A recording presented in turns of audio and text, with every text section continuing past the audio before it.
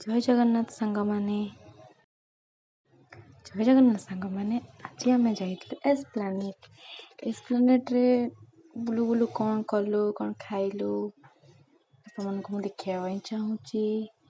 ଇଏ ହେଉଛି ମୋ ଆସୁ, ତାହେଲେ ସେ ଖାଲି ଛୋଟ ଛୁଆରେ ଦୌଡ଼ି ବୁଲୁଥିବ ଖାଲି। ଇଏ ହେଉଛନ୍ତି ତାଙ୍କ ସାଙ୍ଗ, ଇଏ ହେଉଛନ୍ତି ମୋ ହଜବେଣ୍ଡ।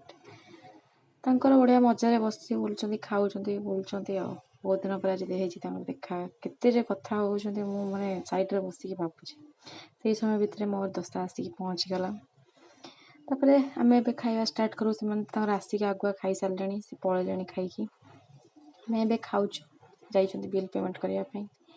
ଆମେ ଖାଇସାରିଲା ପରେ ଯିବୁ, ତାପରେ କୁଆଡ଼େ ଯାଉଛୁ ଆପଣ ଆଗକୁ ଦେଖନ୍ତୁ।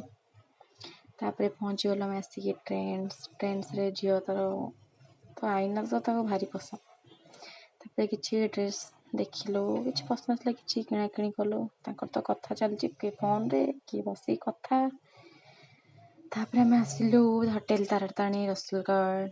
କିଏ ଏଇଠି ଖାଇଛନ୍ତି ମୋତେ କମେଣ୍ଟ କରି ଜଣେଇବେ, ତା'ର ଟେଷ୍ଟ କେମିତି କ'ଣ ଜଣେଇବେ। ମୁଁ ଖାଇସାରିଲା ପରେ ଏହାର ରିଭ୍ୟୁ ଦେବି। ତାପରେ ଆମେ ଯାଇକି ଦେଖିଲୁ ଯେ ବହୁତ ଭିଡ଼ ମାନେ ପ୍ରବଳ। ତାପରେ ଗୋଟେ କର୍ଣ୍ଣର ସିଟ୍ ନେଇକି ବସି ପଡ଼ିଲୁ। ସାର୍ ମାନେ ପଳେଇ ଆସିଲେଣି ହାତ ଧୋଇକି। ସାଙ୍ଗ ଆଉ ଛାଡ଼ିବାର ନାହିଁ, ବେଶିକି ଅଛନ୍ତି ଖାଲି। ତାପରେ ସେମାନେ ମଗେଇଥିଲେ ମିକ୍ସ ଭେଜ୍, ଦାଲ ତଡ଼କା, ନାନ୍, ଯେଉଁଟାକି ମୋର ଟିକେ କମ୍ ଫେଭରେଟ୍ ଆଉ। ତାପରେ ଝିଅ ଏପଟେ ବସିବାର ଗପୁଛି ଫୋନ୍ରେ, ତାର ଭାରି ଖୁସି। ତାଙ୍କର ତ ସାଙ୍ଗ ଛାଡ଼ିବାର ନାହିଁ, ଏକା ସାଥିରେ ବସିଛନ୍ତି। ମୁଁ କହିଲି ମୁଁ ଗୋଟେ ବାଇଟ୍ ଖାଇକି ଦେଖେ କେମିତି ଲାଗୁଛି।